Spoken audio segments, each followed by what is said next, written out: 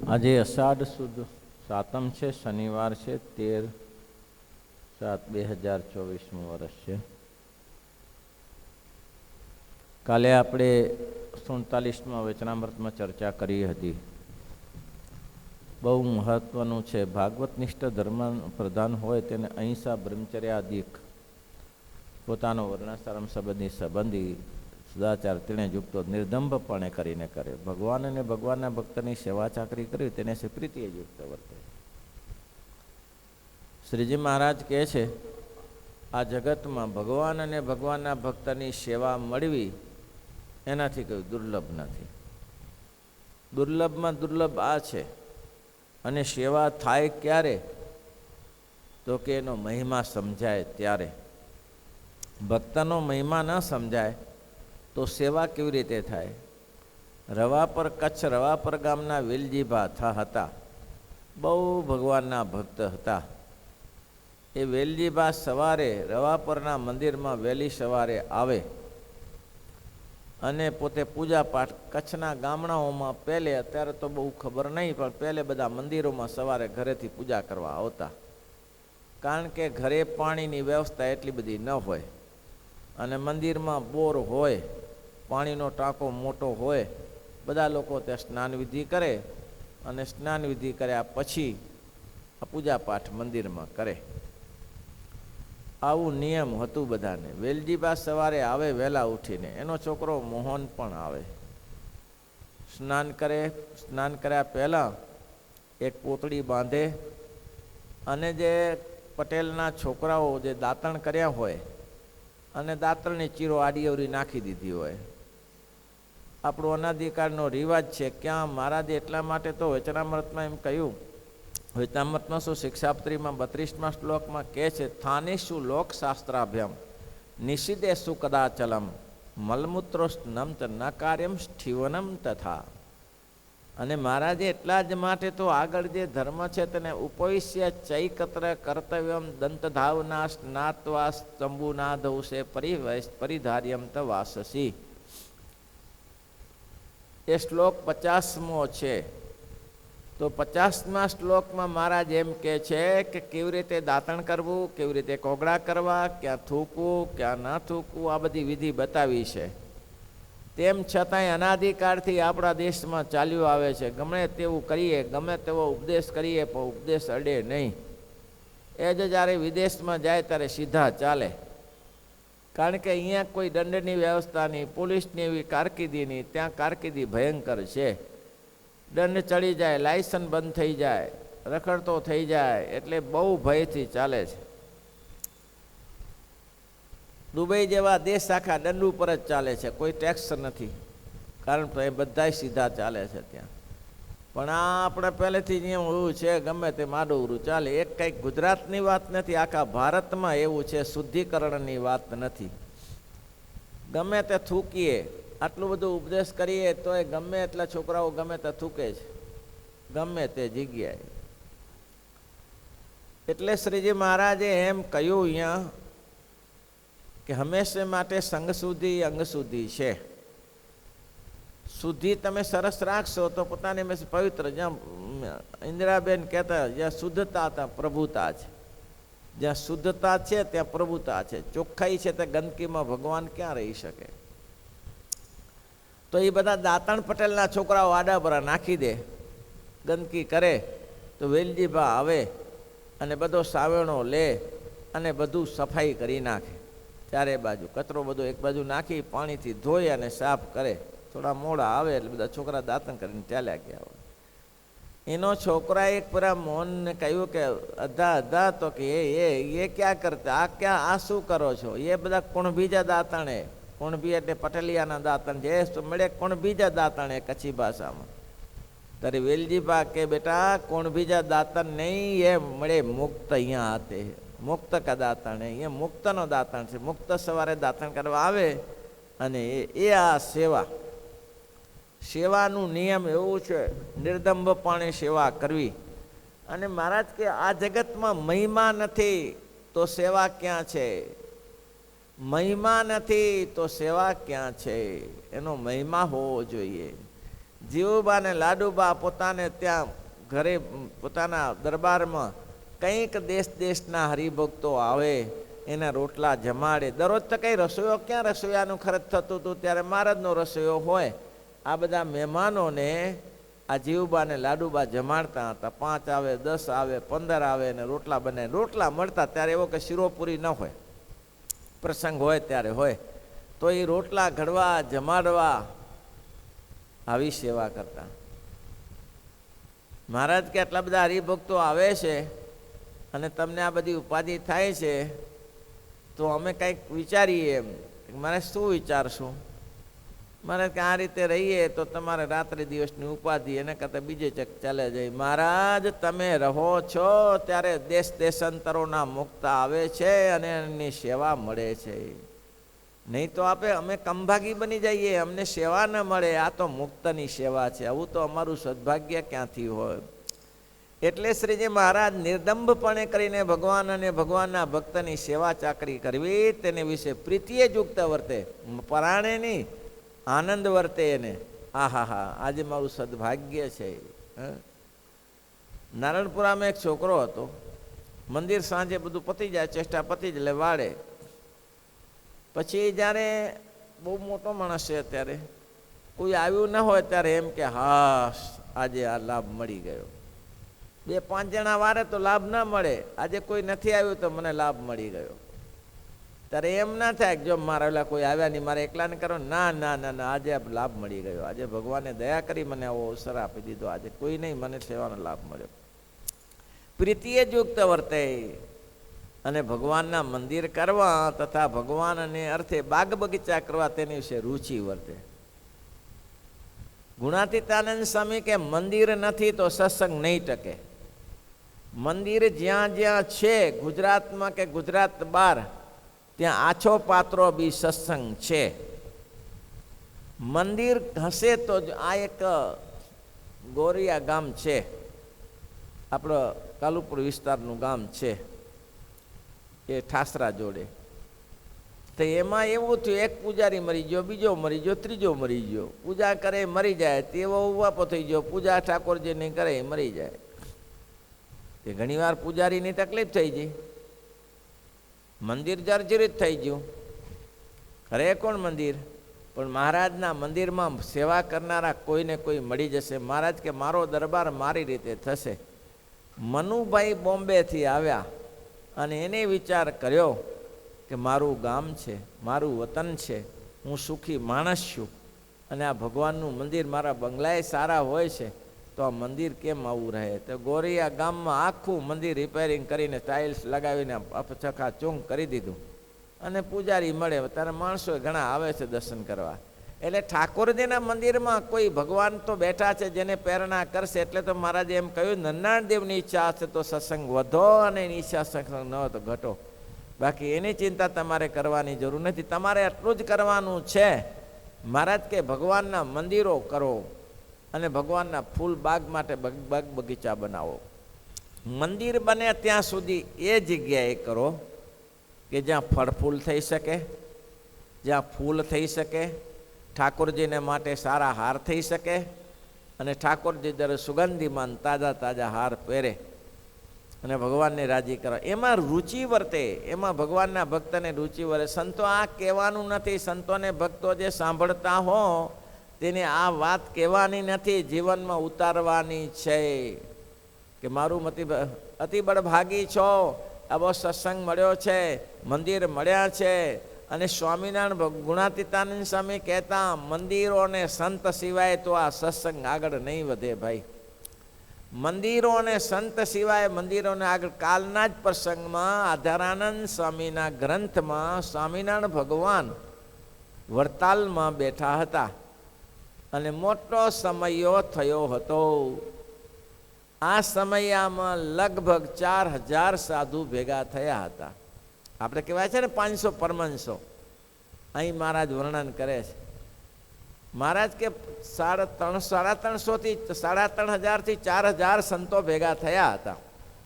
એ દરમિયાન શ્રીજી મહારાજે સત્સંગીઓને જાહેરાત કરીને કહ્યું કે સંતો ભક્તો સાંભળો મારી એક વાત. આ સંત વગર સત્સંગ નહીં થાય. અહીં ઘણા બધા સંતો ભેગા થયા છે, તો જેટલા ગામવાળા છો એ નોંધાવો. તમારે જેટલા સંત લઈ જવા હોય તેટલા નોંધાવો. 2 નોંધાવો, 3 નોંધાવો, 4 નોંધાવો, 5 નોંધાવો. 5થી વધારે ન નોંધાવતા. અને એ સંતો તમારા ગામમાં લઈ જાઓ. લોટ માગશે, પ્રેમથી જમાડજો અને સુખી રાખજો. કારણ કે સંત સિવાય સત્સંગ નહીં થાય. તો એ જે તમે કલ્પના કરો એમાં લખ્યું છે, આધારાનંદ સ્વામી કંઈક તો વિચારીને લખ્યું હશે. 3000 સંતો નોંધાણા. કેટલા હરિભક્તો ભેગા થયા હશે કયો? ગામ કેટલા થયા હશે? 1000 ગામના તો લોકો ભેગા થયા હશે ને. કમસે કમ કોઈ 2 લઈ ગયા, કોઈ 3 લઈ ગયા, કોઈ 4 લઈ ગયા. તો 1000 આપણે કલ્પના કરીએ કે આટલું માણસ થતું હશે. પણ આ 1000 ગામના માણસો ભેગા થયા હશે ત્યારે આ બધા સંતોને 3-3, 5-5 સંતો, 2-2, 3-3 સંતો લઈ ગયા.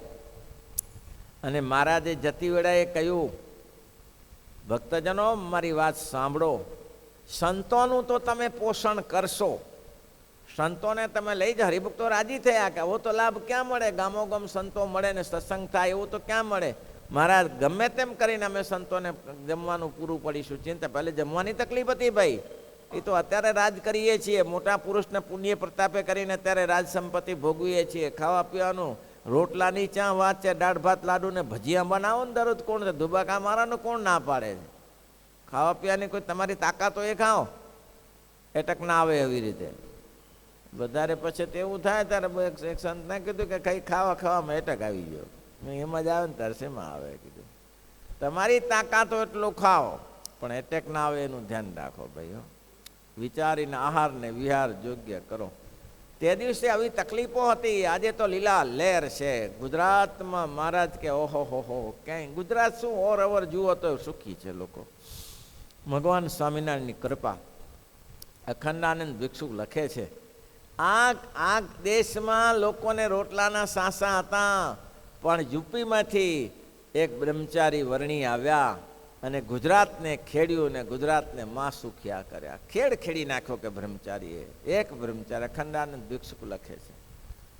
તેમાં અત્યારે લીલા લહેર છે ભાઈ. જમે તે ખાવ પીવે, પણ મંદિર વગર અને સંતો સિવાય. પછી શ્રીજી મહારાજ કહે છે, સાંભળો ભક્તજનો, સંતોને તો લઈ જશો. આ વડતાલ દેશમાં વડતાલનું મંદિર કર્યું છે, અમદાવાદમાં મંદિર કર્યું છે, કાલુપુર વિસ્તારમાં, ગઢપુરમાં મંદિર કર્યું છે, જૂનાગઢમાં મંદિર થયું છે, ભુજમાં મંદિર થયું છે. આ ઘણા મંદિરોની રચના થઈ છે. ત્યારે બીજા મંદિર નહીં બન્યા હોય એટલે મહારાજે 5-6 મંદિરોનું નામ લીધા કે ઘણા મંદિરોની રચના થઈ છે. એમાં કંઈ અમારો તો આધાર તમે જ છો. મહારાજ પોતે પૂર્ણ પુરુષોત્તમ નારાયણ છે કે અમારી મૂડી ગણો, અમારી ધન સંપત્તિ ગણો, એ હરિભક્તો તમે જ છો. તો આ વડતાલમાં 10મો 20મો ભાગ કાઢજો, ગઢડામાં 10મો 20મો ભાગ કાઢજો, અને જૂનાગઢમાં 10મો 20મો ભાગ કાઢજો. અને અમદાવાદ દેશના હરિભક્તો અમદાવાદ દેશમાં નરનારાયણ દેવનો 10મો 20 ભાગ કાઢજો. કારણ કે અહીંયા ઘણા સંતો અને હરિભક્તો રહે છે. એનું પોષણ કોણ કરશે? ત્યારે એ ક્યાં માગી ખાશે ઠાકોરજીની સેવા કરનારા? આ ઉપદેશ શ્રીજી મહારાજે કર્યો છે અને ગામડે ગામડે સત્સંગીઓને મૂક્યા છે. શું કરવા મૂક્યા છે? કે સંતોને મૂક્યા છે એટલા માટે કે સંતો વિદાય સત્સંગ ના કરે. સત્સંગ વિના જન્મા મરણ બ્રહ્મ જાળ ટકે નહીં સંતને. બોલો સત્સંગ વિના, સત્સંગ જન્મ મરણ બ્રહ્મ જાળ મટે નહીં સંતને. મન માનતજી, મન માનતજી, તે માટે શરણે જઈ રહીએ સંતને. મન માનતજી,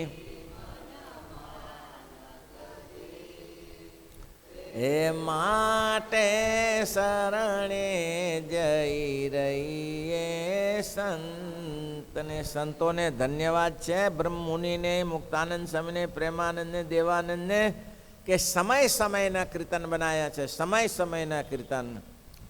કોઈ 68 તીરથ ફરી આવે, કોઈ 68 તીરથ, હે નિત્ય નિગમ વિધિ કરી કરી નાવે, નિત્ય નિગમ વિધિ કરી કરી ના.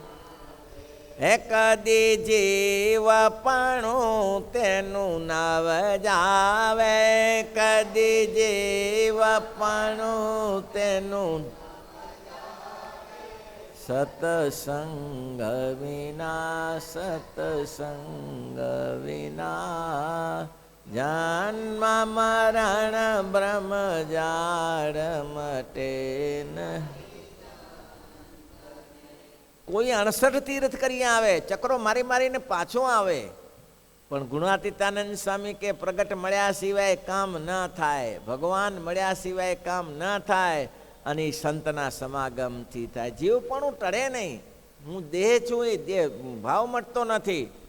જો ઈડા પીગળાની ખબર પડે, જો ઈડા પીગળાની ખબર, હે કરી આગ્રહ તેણે કેણ પડે, કરી આગ્રહ તે,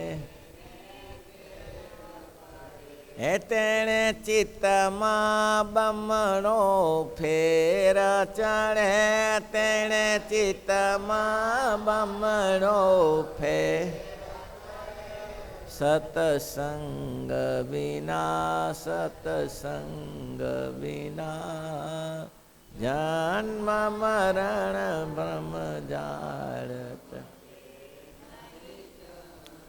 આનાથી ચિત્તમાં બમણો ભેર ચડે. ગુરુ સ્વામી રામતીર્થની પાસે ના, સમર્થ આપણા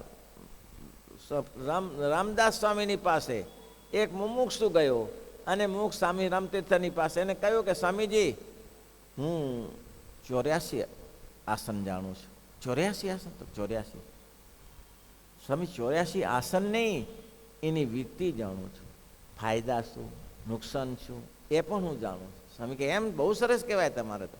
હા હા સ્વામી, નાની નાની માત્રામાં મને જ્ઞાન છે, અને 84 આસન કરી બતાવું. સ્વામીએ કીધું બહુ સરસ, બહુ સરસ.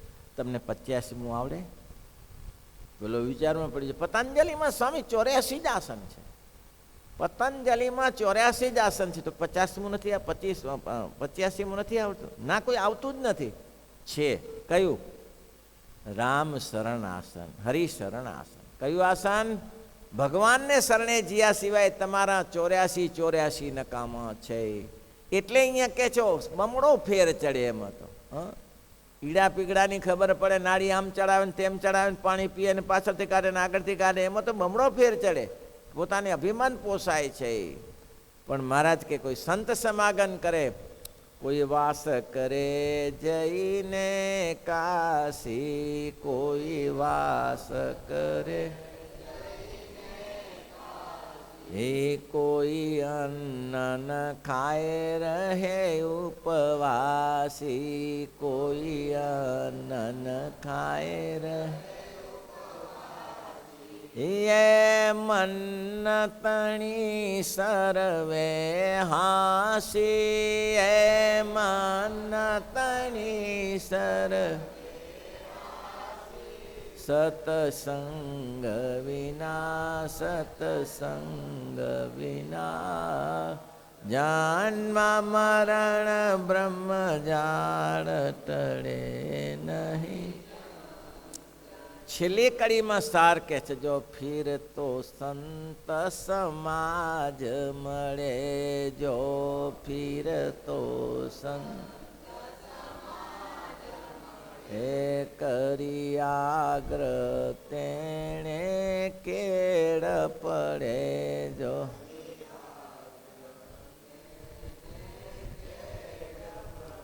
હે બ્રહ્માનંદ નંદ કહે સંત માહી ભળે બ્રહ્માનંદ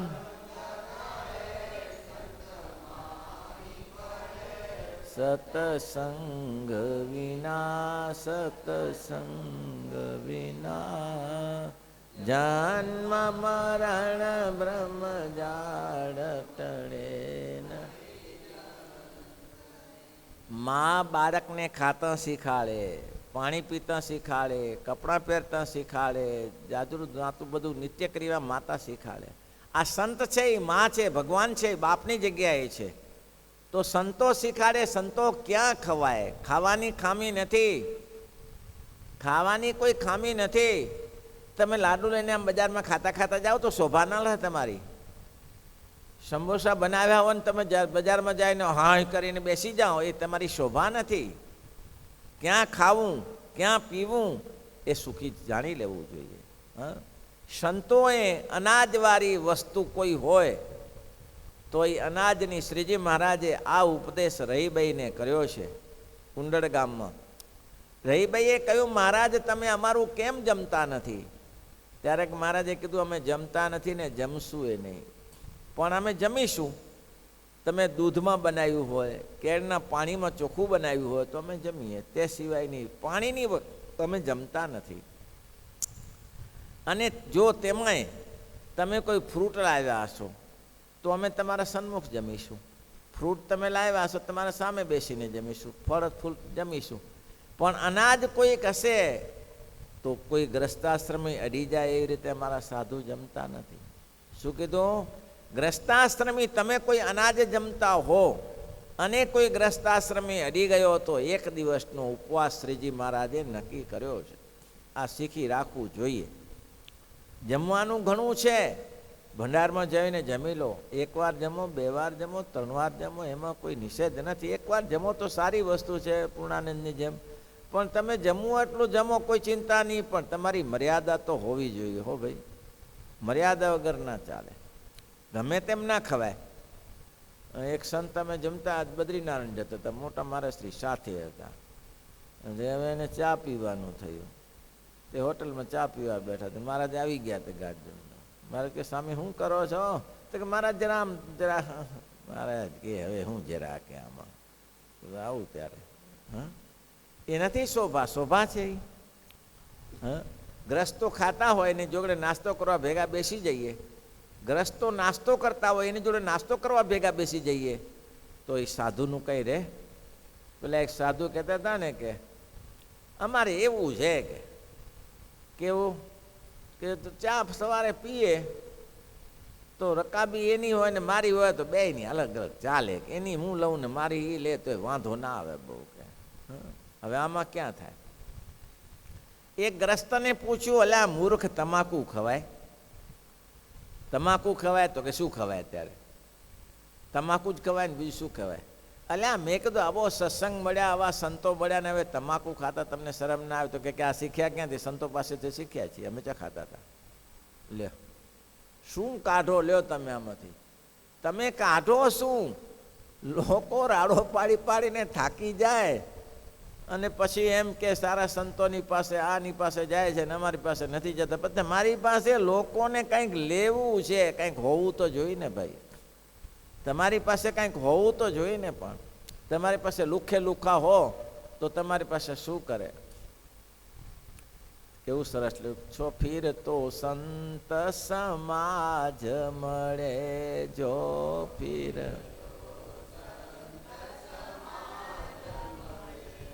જો ફીર તો સંત સમાજ મળે, જો ફીર તો સંત હે કરિયાગ્ર તેણે કેળ પરે કરિયાગ્ર.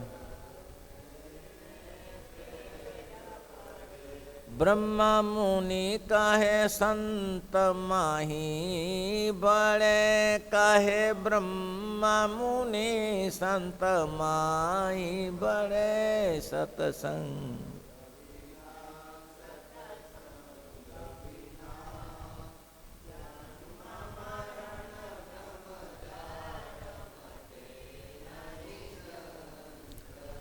સારા સાધુ થવું હોય તો સંતોનો સમાગમ કરવો જ પડે. કેમ ખવાય, કેમ પીવાય? સંતો એવું નથી હોતું. ઘણા કે ને તો બગડેલો છે, બગડેલો. કોઈ બગડેલું નથી, ટ્રીટમેન્ટ નથી મળી. કોઈ બગડેલું નથી, ટ્રીટમેન્ટ નથી મળી. ટ્રીટમેન્ટ લ્યો બસ. બગડ્યું શું, સુધર્યું શું? કોઈ મોડું નથી થયું.